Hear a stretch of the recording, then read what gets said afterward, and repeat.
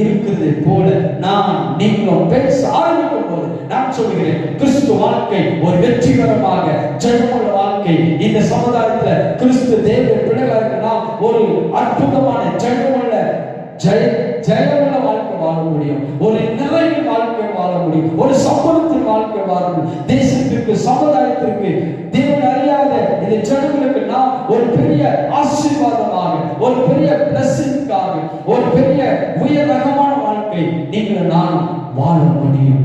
அதுதான் தேவனுடைய திட்டம், தேவனுடைய சித்தம், தேவனுடைய விருப்பம், தேவனுடைய எண்ணம், நோக்கமாக இருக்கிறது. அதனால நீங்கள் நானும் இந்த ஒரு கோட்பாடு, வெற்றிக்கான கோட்பாடு என்று சொன்னால், இல்லாதவர்களை இருக்கிறது போல அழைக்க வேண்டும். இல்லாதவர்களை இருக்கிறது போல அழைக்க கற்றுக்கொள்ள வேண்டும். காணப்படுவதில் அல்ல, காணப்படாதவர்களை நாம் பேசுவோம். காணப்படாத வார்த்தை